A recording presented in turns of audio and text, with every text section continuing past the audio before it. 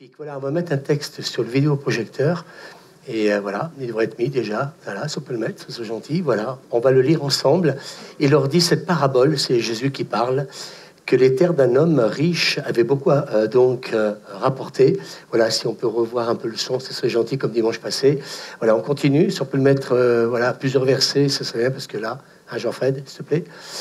Donc, il raisonnait en lui-même, disant, que ferai-je, car je n'ai pas de place pour serrer ma récolte. Voici, dit-il, ce que je ferai, j'abattrai mes greniers, j'en bâtirai de plus grands, j'y amasserai toute ma récolte et tous mes biens. Et je dirai à mon âme, tu as beaucoup de biens en réserve pour plusieurs années, repose-toi, mange, bois et réjouis-toi. Mais voilà, il y a quelqu'un qui va intervenir et qui va lui parler. Et je pense que ce matin, eh bien, ce Dieu en qui nous croyons va intervenir et va aussi vous parler de la même manière qu'il l'a fait à cet homme. Et il va lui dire insensé. Il y a même une autre version qui va encore plus loin, espèce de fou. Cette nuit, même ton âme te sera redemandée. Est-ce que tu as préparé pour qui cela sera-t-il? Il en est ainsi de celui qui amasse des trésors pour lui-même et qui n'est pas riche pour Dieu. Voilà, je vais prendre quelques minutes ce matin. Vous êtes venus dans cette église, on est très heureux de vous accueillir et certainement que vous êtes venus tout simplement parce qu'il y a un membre de votre famille ou peut-être que quelqu'un fait partie de vos amis qui va s'engager ce matin pour le Seigneur en concrétisant cela par les eaux du baptême. Mais en même temps, quand j'ai préparé ce texte, je suis convaincu que ce message ce matin s'adresse à plusieurs personnes. La semaine passée, donc, j'étais dans une église pas loin de ça, donc une amie d'enfance, qui a perdu son mari. Il allait être à la retraite, 62 ans. C'est trop jeune pour mourir. Il a travaillé sur Voiron. C'est un homme qui avait beaucoup de projets avec sa femme. Et puis le cancer l'a emporté. Ça s'est passé d'une manière assez rapide. Et vous savez, se retrouver veuve à 60 ans, c'est dur quand on a vécu des années de mariage. Et puis en même temps, eh bien, oui, c'était pas quelque chose qui était prévu. Et il y a pas plus tard que cela, il y a un an de cela, eh bien aussi, nous perdions aussi un ami pasteur. Vous voyez, j'aimerais vous dire que qu'on soit pasteur ou pas, eh bien, quand la vie, eh bien, s'arrête, elle s'arrête, et personne, eh bien, ne s'attendait à ce que ce pasteur, eh bien, puisse s'en aller. Et alors qu'il faisait les courses avec sa femme, et qu'il avait prévu plein de séminaires. Vous savez, je crois que, je disais ce matin, on est un peu comme la caisse d'épargne. On est prévoyant. Mais on est prévoyant peut-être pour certaines choses, mais peut-être pas assez aussi pour ce qui est aussi, d'une manière aussi, des choses célestes auxquelles il faut aussi nous y intéresser. Et cet homme-là, eh bien, résonne en lui-même. Et j'ai le sentiment, en tant que pasteur, où je rencontre toutes les semaines pas mal de personnes, que eh bien, la vie, eh bien, tant qu'elle est réelle, présente, on ne se préoccupe pas de ce qui peut se passer après. J'ai presque envie de vous dire, vous savez pourquoi? Parce que parfois, la mort fait peur. D'ailleurs, à cet enterrement, eh bien, la diaconesse qui était là, et l'église était pleine à craquer. Et en fait, compte, c'était étonnant parce qu'il y avait 3, 4, 5 rangées de bancs qui étaient libres. Et en fait, compte, elle n'a pas arrêté pendant le premier quart d'heure de dire à toutes celles et ceux qui étaient debout, mais venez devant. Mais oui, mais devant, c'était à côté du cercueil. Donc, je peux comprendre que certaines personnes, à la vue peut-être du cercueil, ont préféré peut-être être plus du côté de la sortie que plutôt d'être là, à cet endroit-là. Et j'étais là et j'étais en train de réfléchir ce que la peur... ce que la mort, peut faire peur et ce qu'elle peut interpeller. Mais écoutez, ce matin, vous allez dire, mais on nous invite à une fête, on n'est pas venu nous parler donc de la mort. Mais écoutez, je pense que de temps en temps, il faut aborder certaines questions. Y en a-t-il dans ce lieu qui s'en pose certaines questions? Moi, je m'en suis posé quand j'étais jeune et je me disais, mais qu'est-ce qu'il y a après? Alors, Jésus est en train d'interpeller cet homme. Et je crois ce matin, ça j'en suis convaincu, que le Seigneur veut interpeller plusieurs d'entre nous. Bien sûr que nous vous souhaitons de vivre le plus longtemps possible, mais en même temps, je disais tout à l'heure par ces deux exemples, et je pense que vous en connaissez aussi certainement, eh bien des personnes qui du jour au lendemain, jeunes ou moins jeunes, parce qu'on ne part pas qu'à 90 ou à 100 ans. eh bien, j'aimerais vous dire que, eh bien, en tant que pasteur, c'est ce que, pour ma part, j'ai constaté depuis des années. Même une fois, nous avons aussi été à l'ensevelissement aussi d'un bébé qui venait donc de naître. Donc, pour vous dire que, vous voyez, il n'y a pas d'âge. Mais en même temps, il faut se poser certaines questions. Et cet homme, dans cette parabole, eh bien, est là. La vie lui a réussi, et tant mieux. Et c'est ce qu'on vous souhaite, à chacun d'entre vous, que la vie soit une réussite pour vous. Et puis, il a énormément travaillé, tellement travaillé qu'il ne savait plus donc quoi faire de toute cette récolte, tellement eh bien, il avait réussi dans le monde des affaires. Et Jésus est là, bien entendu, et il veut nous interpeller par cette histoire, afin qu'on réalise que la vie, eh bien oui, n'est pas toujours un long fleuve tranquille. Et peut-être que cet homme, eh bien, avait un matelas, on va dire bien rempli de billets, d'argent. Et oui, eh bien, il avait même fait des sacrifices pour en arriver là. Et moi, je me rends compte en tant que pasteur aujourd'hui qu'il y a tellement de personnes qui, eh bien, font des sacrifices pour justement réussir dans la vie. C'est bien. Mais en même temps, ça veut dire aussi que c'est peut-être aussi au détriment d'autres choses. Travailler, c'est la santé, moins en faire, c'est la conserver.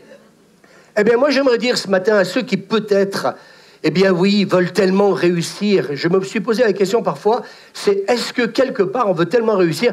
Est-ce qu'on veut prouver quelque chose? Est-ce qu'on a quelque chose à prouver sur cette terre? Oui, je gagne tant de milliers d'euros, etc. C'est bien, j'ai une belle voiture, j'ai une belle maison, j'ai une piscine. Et tout ça, bien entendu que ça fait partie des choses de la vie et que, bien entendu, eh bien, quand on peut avoir toutes ces choses-là, eh bien, tant mieux. Mais ce n'est jamais sans sacrifice. Et donc, il a eu de bons résultats. Alors, oui, il a été courageux, il a été sérieux. On ne peut pas lui en faire le reproche, bien au contraire. Qui pourrait lui en vouloir? Mais à un moment donné, alors que cet homme est dans cette réflexion-là, et peut-être ce matin, et moi je suis convaincu qu'il y a des personnes au milieu de nous qui sont dans cette réflexion-là, comment pourrais-je faire pour mieux gagner ma vie et plus gagner d'argent? Alors, j'ai le sentiment que c'est un peu le mal du siècle. Je ne sais pas vous, mais on constate de plus en plus qu'il y a tellement de personnes qui veulent, eh bien, oui, devenir riches. Alors, est-ce que c'est un défaut? Comme je disais, bien sûr que non. Mais la vraie question, c'est à quel prix?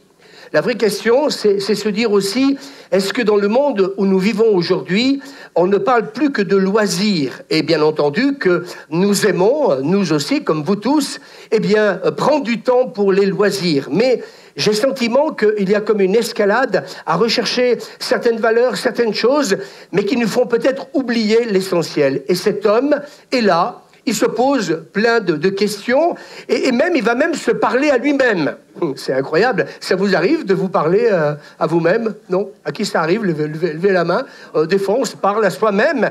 Et puis, donc, Jésus va l'interpeller. Il va lui dire, homme dépourvu de bon sens, cette nuit même, je vais te demander ta vie, et tout ce que tu auras pu accumuler sur cette terre, à qui cela va-t-il revenir? Alors, j'entends bien des parents qui me disent, oui, mais moi, quand je vais partir, je vais laisser ma maison, je vais laisser donc certains biens à mes enfants, mais je reviens encore une fois, à quel prix? Ne sachant surtout pas, eh bien, quel sera le jour de notre départ. Alors, il faut, comment dire, nous poser certaines questions, et j'espère que ce matin, alors que vous êtes dans cette église, vous allez vous arrêter, s'il vous plaît, quelques minutes pour réfléchir, pour se dire, voilà, vivement que je rentre à la maison, il faut que je travaille. Vivement que je rentre à la maison parce que j'ai telle ou telle chose à faire, etc. J'ai prévu prochainement d'aller à un mariage, j'ai prévu de partir en vacances, j'ai prévu beaucoup de choses, mais on n'a peut-être pas prévu l'essentiel, c'est se dire que, écoutez-moi, même si vous ne seriez pas d'accord avec moi, que la vie ne nous appartient pas. Et ce n'est pas ton argent qui va, te permettre, d'acheter ton salut. Ce que j'aimerais dire ce matin, c'est que ces questions dérangent. Vous savez, en tant que pasteur, je vais être avec vous, si je devais être aimé par tout le monde, je serais très, très heureux. Nous sommes aimés, mais parfois, certains discours peuvent déranger. Et j'espère que ce matin, ce message va nous déranger. Nous déranger, non pas pour être dans un temps de reproche, mais nous déranger afin qu'on se pose les bonnes questions. Oh, à midi, nous allons faire la fête, etc. Oui, mais je disais tout à l'heure, mon ami pasteur, il était en train de faire les courses avec sa femme. Il n'a même pas eu le temps de tomber par terre. Les médecins ont dit que quand il a commencé à vaciller, il était déjà mort. Ça a été une attaque soudaine. Il n'est pas mort quand il était par terre, il est mort alors qu'il était en train de tomber, alors que mes amis, il avait prévu plein de séminaires en France et ailleurs. Alors bien entendu, quand on va à l'église ou quand on est invité à un enterrement, là j'aimerais vous dire qu'on voit d'un seul coup les gens changer de visage. C'est d'un seul coup, on se dit, on est bien sur le plancher des vaches. On n'aimerait surtout pas être à la place de la personne qui est décédée. Mais je me pose la question, est-ce qu'on pourrait parfois réfléchir un instant? On pense toujours que ça arrive qu'aux autres. Mais moi, tous les jours, je rencontre des familles qui me parlent d'avoir perdu un être cher. Et quand, vous savez, on a perdu un être cher, quand on sait ce que c'est d'avoir perdu un enfant. J'ai pas dit un papa, une maman ou un grand-père ou une grand-mère. Mais quand on a perdu, comment dire, un enfant, peut-être que ce matin, je ne sais pas, peut-être qu'il y a au milieu de nous des personnes qui ont peut-être perdu un être cher. Et mes amis, je crois que là, c'est comme si la vie s'arrêtait. Et bien, j'aimerais vous dire que n'attendons pas qu'il nous arrive une tuile pour que d'un seul coup, la vie s'arrête et qu'on commence à se poser des questions, ou voire même se révolter contre Dieu. Et vous savez, j'aimerais vous dire, je vais être franc avec vous, que tous les jours, je rencontre des personnes qui se révoltent contre Dieu et qui nous parlent en nous disant « Mais si Dieu était amour, pourquoi a-t-il permis ceci et cela ?» Et moi, j'aimerais vous retourner une autre question ce matin. Est-ce que tu as pris le temps de te préparer à rencontrer Dieu? Et moi, c'est quelque chose, à l'âge de 19 ans, où un pasteur m'a dit un jour « Louis, est-ce que tu t'es préparé à rencontrer Dieu ?» Mais à 19 ans, on n'y pense pas. À 19 ans, on pense qu'on a toute la vie devant nous. Mais j'aimerais vous dire, j'ai fait des enterrements aussi de jeunes, un jeune de 20 ans, il y a bien des années en arrière, un jeune que nous apprécions énormément. Et j'aimerais vous dire que là aussi, la vie s'est arrêtée pour lui. Et bien entendu, quand la vie s'arrête pour un jeune, elle s'arrête aussi parfois pour la famille et pour les parents. Et c'est là que quelque part, on a besoin peut-être de se poser les bonnes questions. Alors ce matin, j'aimerais vous dire, il y a peut-être ce temps où quelque part, oui, il faut peut-être se poser certaines questions. J'ai le sentiment que pour cet homme-là, dans cette parabole, ses richesses, vont l'amener peut-être à se détourner des choses essentielles. Et il s'est dit en lui-même, mes terres ont beaucoup rapporté. Alors tant mieux pour lui, mais est-ce que c'est au détriment de la famille ? Est-ce que c'est au détriment de la santé? Oui, mais ce matin, moi, j'aimerais vous dire, je bénis Dieu, j'ai été voir mon médecin, et mon médecin m'a dit, tout va bien, vous êtes en bonne santé. Oui, mais ce que je vois aussi de plus en plus, c'est aussi des personnes qui font des burn-out, des personnes qui arrivent au bout du bout, parce que justement, peut-être une surcharge de travail, parce que mes amis, on aimerait, tout avoir et tout faire dans la vie. Moi, je pense qu'une vie entière ne suffira pas, peut-être pour pouvoir accomplir tous les rêves que nous avons, mais peut-être que certains rêves que nous avons, il serait peut-être bien qu'on les considère, et que peut-être que de partir à tout azimut, à tout vouloir, vous savez, il y a un homme dans la Bible qui a dit « j'ai appris à être content ». Et j'aimerais vous dire ce matin que parfois, il est important de se satisfaire, peut-être de moins de choses, mais avoir l'essentiel, la santé. C'est être heureux en famille. C'est pouvoir avoir un travail qui ne va pas nous prendre du lundi au dimanche. Parce que tant que tu as la santé, peut-être que, oui, tu as le sentiment que, rien ne peut t'arriver. Mais j'aimerais vous dire ce matin, j'aimerais vous donner des dizaines, voire des centaines d'exemples que j'ai pu expérimenter et entendre depuis 48 ans, où un jour j'ai donné ma vie au Seigneur. Et j'aimerais vous dire que oui, la vie n'est pas toujours un long fleuve tranquille. Alors mes amis, oui, j'ai vu des personnes aller à l'hôpital. Et puis c'est quand on est à l'hôpital qu'on commence aussi parfois aussi à réfléchir. Surtout quand un médecin va peut-être nous annoncer quelque chose qui est loin d'être évident. Alors mes amis, j'aimerais vous dire, il ne faut pas attendre ce matin qu'il nous arrive un drame, une crise cardiaque, un accident. Mes amis, être arrêté en plein milieu de son travail. Et Dieu dit au fermier, tu es fou, donc tu es un insensé, et cette nuit même, je vais te redemander ta vie. Et là, mes amis, c'est comme un coup de ré qui tombe là, sur cet homme. Il est tranquille, il pense à ses greniers, il pense à sa fortune, il pense à cet argent qu'il vient de gagner. Et puis d'un seul coup, Dieu vient le déranger. J'aimerais vous dire ce matin, quand Dieu vient dans nos vies, parfois il vient nous déranger. Mais il va nous poser les bonnes questions. À nous qui pensons que la vie nous appartient. Et nous lisons dans la Bible, je crois que c'est dans le livre de Job, qu'aucun homme ne peut retenir son souffle le jour où quelque part ce souffle de vie doit s'en aller. Alors oui, je voudrais vous dire ce matin, je ne voudrais pas être trop long, mais j'ai envie de dire, dis à ton voisin, il faut faire des choix des fois. Il faut faire des choix. Moi, à l'âge de 19 ans, je sortais avec mes amis, avec toute une bande de jeunes, j'avais des copains. Ah, la vie, t'es belle, merveilleuse. Et puis, je me suis retrouvé dans une situation particulière. Et ma tante, un jour, m'a dit, viens parler avec un pasteur. Vous savez, quand on a 19 ans, on n'en a rien à faire des choses de Dieu, parce qu'on a toute la vie devant nous. Mais moi, je n'avais pas toute la vie devant moi, j'étais au bord du suicide. J'étais mal dans ma peau. J'avais mes amis plongés dans l'occultisme. Oh, ce mot-là, on l'emploie? Ben oui. Il y a tellement de gens aujourd'hui qui vont voir la diseuse de Bonaventure parce que justement, on veut un peu vivre dans une certaine sécurité. Et si cette femme ou cet homme pourrait me dire « Oh, monsieur, vous avez toute la vie devant vous, continuez à travailler, etc., etc. » Et puis moi, ce jour-là, j'ai pas rigolé quand ce pasteur a commencé à me parler parce que vous savez, on rigole toujours de la religion quand tout va bien.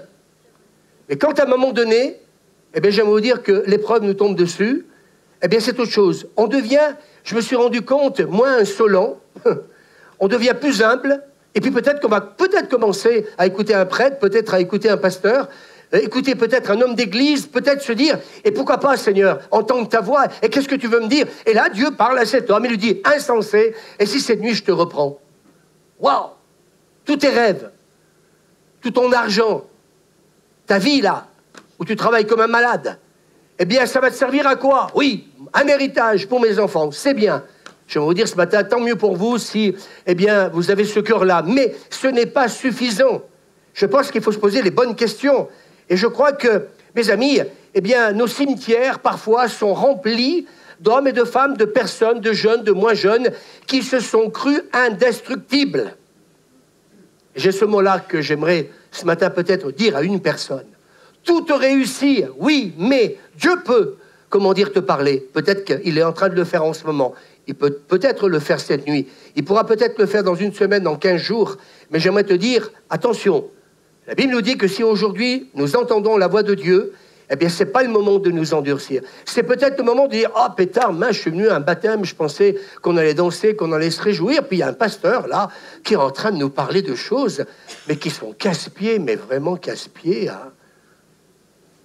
Ça me dérange, moi, d'entendre un pasteur qui est en train de nous dire, mais moi, je n'ai rien à faire que Dieu me parle.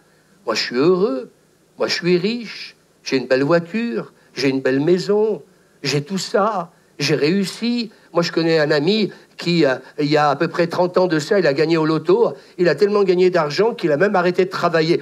Oh, si je pouvais être celui-ci, si je pouvais être là. Je le rencontre parfois dans la rue. Quand je le regarde, il ne me donne pas envie.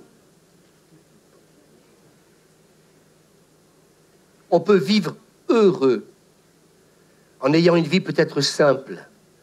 Mais vous savez, je crois que ce qu'on a le plus besoin, c'est d'aimer et d'être aimé. Et c'est ce qui m'est arrivé à l'âge de 19 ans. J'ai été touché par l'amour de Jésus-Christ, mon Sauveur. J'ai été touché par la puissance de son amour. Donc voilà, je suis riche, je vais voyager, je vais pouvoir manger. Alléluia. Je vais pouvoir, profiter de la vie. Mais vous savez, la Bible nous dit que l'amour de l'argent est la racine de tous les maux. C'est vrai ou pas? Pour l'argent, on est capable de tuer aujourd'hui. Et c'est ce qui se passe dans notre monde. Alors, peut-être que certains disent, oui, mais si j'étais riche, ensemble, la.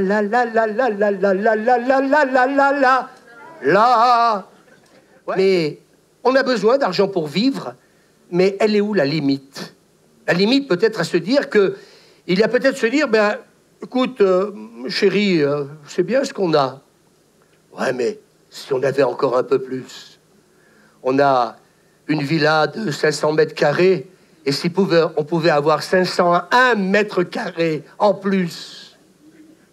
Et on est toujours, c'est l'escalade. On n'est jamais satisfait. Qui veut avoir l'humilité pour lever la main et dire, on est des êtres compliqués. Il y a quoi qui lève la main? On n'est jamais satisfait. On veut toujours plus. Oui, mais plus. Mais tout à l'heure, Étienne parlait du mariage. En Suisse, on me disait dernièrement, un divorce sur 2. Ah, pourtant, écoutez, j'en célèbre des mariages. Je me suis posé la question, pourquoi autant de divorces? Pourtant, ce n'était pas des mariages forcés. Est-ce que vous êtes d'accord avec moi? C'était bien une histoire d'amour. Ça a bien commencé, mais ça a moins bien fini. Alors, peut-être qu'aujourd'hui, il faut peut-être qu'on se pose des bonnes questions. Et vous êtes là, et tant mieux si vous avez un pasteur qui, ce matin, vous amène à réfléchir et à vous poser des bonnes questions. Je voudrais vous dire ce matin, je suis très à l'aise. Alors moi, j'ai jamais été aussi bien que ce matin. Parce que je sais que j'ai donné ma vie à Jésus. Parce que je sais que celui qui a le Fils de Dieu a la vie éternelle. Je sais que je peux partir ce soir, demain matin. Je sais que cette nuit, Dieu ne va pas me parler pour me dire « Et si cette nuit, je te reprends ?» Non, lui, il me dira « Un jour, je te reprendrai. » Mais ce qui est sûr, c'est que tu es prêt. Alors, est-ce que vous avez votre billet? Alors, si vous ne l'avez pas pris, j'espère que ce matin, avant de partir, vous allez prendre votre billet pour la vie éternelle. Qu'est-ce que vous parlez, la vie éternelle? Mais vous parlez de quoi, monsieur le pasteur? Mais je ne comprends rien dans ce qu'il dit, ce gars-là. Eh bien oui, la vie éternelle, parce que qu'est-ce qu'il y a après? Oh, moi j'ai écouté un certain scientifique, j'ai écouté des personnes très influentes, très intelligentes. Dernièrement, quelqu'un même était en train de dire, avec l'intelligence artificielle, mais il n'y aura plus de maladie, on ne va plus jamais mourir. Waouh, bravo. Alors là, j'aimerais vous dire une chose, que là, quand j'ai écouté cet homme, eh bien, j'aimerais vous dire que peut-être que lui s'est convaincu, mais moi, il ne m'a pas convaincu. Mais mes amis, j'aimerais te dire qu'avant que peut-être ces choses-là risquent d'arriver, tu seras en train de manger des pissenlits à Campalou si tu es à Voiron. J'aime les pissenlits, mais je préfère mieux les manger de mon vivant qu'en étant donc dans une fosse. Il fait de l'humour, ce pasteur, ce matin.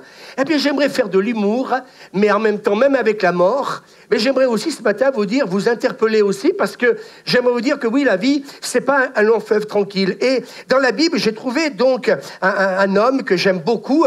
Déjà, ce psaume, « Je bénirai l'Éternel en tout temps, sa louange sera toujours dans ma bouche ». C'est ça, un chrétien. Oh, mais je travaille, moi, j'ai pas le temps de venir à l'église. Bah oui, mais la Bible nous dit que malgré tout, c'est bon de se rassembler pour remercier Dieu, déjà. D'avoir réussi, d'avoir un travail, d'avoir une femme, d'avoir des enfants, d'avoir une maison. Et puis si tu n'as pas tout ça, bah, tu peux être heureux quand même. Moi, j'ai pas tout ça, mais je suis heureux quand même. Vous savez pourquoi? Parce que la satisfaction à l'intérieur de notre cœur, ça vaut mieux toutes les richesses de ce monde. Et c'est pour ça que le psalmiste dit « Je bénirai l'Éternel en tout temps, sa louange sera continuellement dans ma bouche. » Et puis un jour, eh bien, mes amis, eh bien, il y a eu un homme qui s'est posé des questions, mais il y a aussi ce que dit l'apôtre Jacques, vous qui dites ici-bas, aujourd'hui ou demain, nous irons dans telle ville, nous passerons une année, nous ferons du commerce, nous gagnerons beaucoup d'argent. Eh bien, vous ne savez pas ce que votre vie sera demain. Dis à ton voisin, je ne sais pas ce que ta vie sera demain. Attention à ce que vous allez me dire. Voici bien plutôt que vous devriez dire, si le Seigneur le veut, nous ferons ceci ou nous ferons cela. Moi, j'ai appris ça dans ma vie chrétienne. Si Dieu le veut. Quelqu'un peut avoir l'humilité de dire ce matin, si Dieu le veut. Invito, j'irai peut-être demain en Sicile, si Dieu le veut. Si Dieu le veut. Oui, non, mais si Dieu le veut. Et peut-être que quelque part, parce qu'on se croit le maître de nos vies, on peut tout se permettre. Eh bien oui, si Dieu le veut. Moi, j'ai appris à dire, Seigneur, si tu le veux, Dieu voulant, eh bien, nous ferons ceci, nous ferons cela. Ça demande peut-être de l'humilité, mais c'est bien. Alors, mes amis, c'est quelque part, eh bien, cet homme est présomptueux. Eh bien, oui, comme beaucoup, l'autosuffisance. Et puis, quelque part, eh bien, c'est une erreur, dingue. Mais il y a un homme qui m'a interpellé ce matin. Il nous a dit que cet homme s'appelle Job. Il avait 7 fils et 3 filles. Il possédait une fortune. 7000 brebis, 3000 chameaux, 500 paires de bœufs, 500 ânesses et un très grand nombre de serviteurs. Oh, pétard, on a trouvé un homme qui a réussi. Oh, magnifique, un milliardaire, dit Suzanne.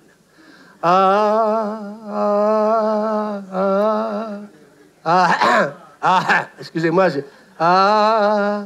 Perrault, si j'étais riche. La la la la la la la la la la.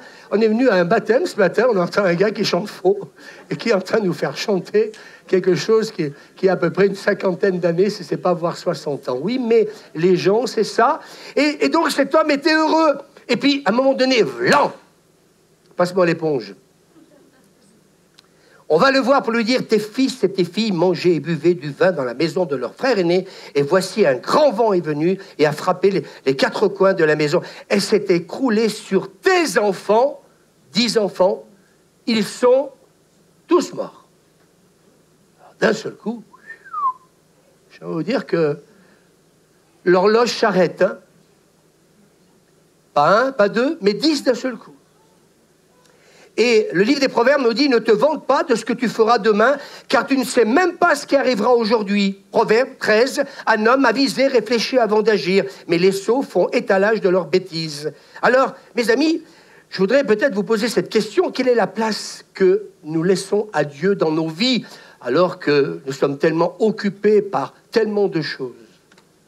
Ce que j'aimerais ce matin, si ce pasteur vous dérange, que vraiment vous puissiez vous arrêter un instant et réfléchir. Peut-être qu'en partant d'ici, peut-être vous pourrez dire, ce pasteur, mais ce qui m'a fatigué, ce qui m'a énervé ce matin, eh bien écoutez, je l'assume. Mais par contre, ce que je suis en train de vous dire ce matin est tellement important, compte tenu de ce que je suis en train de vous dire. Et en fait compte, eh bien, là aussi, nous voyons dans l'évangile de Luc, chapitre 13, c'est Jésus qui est en train de dire ces 18 personnes sur qui est tombée la tour de Siloé et qu'elle les a tuées. Croyez-vous qu'elles aient été plus coupables que tous les autres habitants de Jérusalem? Non. Mais Jésus dit, si vous ne vous repentez pas, vous périrez également. Et des fois, on se pose certaines questions. Eh bien oui, il y a des tremblements de terre, il se passe plein de choses, malheureusement, de terribles sous cette terre. Alors, est-ce que ça veut dire que, parce qu'il arrive ces choses dans certains endroits, que les gens sont plus pécheurs que vous et moi? J'ai envie de vous dire, Jésus est en train de dire, ces drames arrivent. Et bien entendu, que ni lui ni nous aimerions que ces choses arrivent. Mais j'aimerais vous dire que, quand ces choses arrivent, quand nous sommes touchés de plein fouet comme Job, où il perd tous ses enfants et toute sa fortune d'un seul coup, est-ce que quelque part on peut s'arrêter un instant? Vous savez, quand j'ai préparé ce message, j'aimerais vous dire une chose dans l'inspiration. Le Seigneur me disait, il y a plusieurs personnes qui vont venir dans ce lieu ce matin et qui ont besoin de s'arrêter et de bien réfléchir. Tu peux ne pas être d'accord avec le discours d'un pasteur, mais tu ne pourras jamais, eh bien, comment dire, te révolter contre Dieu, parce que faire cette démarche-là risquerait de t'en éloigner plutôt que t'en rapprocher. Et je me dire, eh bien oui, c'est pas le fait que ces 18 personnes soient mortes parce que cette tour soit écroulée, c'est est-ce que tu prends le temps de penser à ton salut? Et je crois que le Seigneur veut nous interpeller. Ah, mais moi j'attends d'avoir une centaine d'années, on verra après si nous y arrivons. Alors mes amis, ce matin j'aimerais peut-être terminer parce que j'ai assez parlé. C'est que Jésus les renvoie à une urgence. L'urgence de quelque part, eh bien, de se dire, et nous avons la réponse faite. La Bible est un livre magnifique parce qu'elle nous donne beaucoup de réponses à des questions que nous pouvons nous poser. Et une des réponses, nous pouvons la lire dans le livre de l'Ecclésiaste, chapitre 12, « Jeune homme, jeune fille, réjouis-toi dans ta jeunesse, livre ton cœur à la joie. » Vous voyez, Dieu n'est pas contre, au contraire. Ne nous faites pas passer pour une église de personnes ringardes. Au contraire, j'ai jamais été autant heureux et épanoui depuis que j'ai donné ma vie à Jésus. Mais ce texte nous dit, mais sache que pour tout cela, réjouis-toi, fais la fête. Mais Dieu t'appellera en jugement. Mais souviens-toi de ton Créateur pendant les jours de ta jeunesse, avant que les jours mauvais arrivent et que les années s'approchent où tu diras, je n'y prends point de plaisir. Écoutons la fin du discours. Écoutez, s'il vous plaît, la fin de ce discours avant qu'on puisse écouter ces témoignages. Crains Dieu. Respecte-le.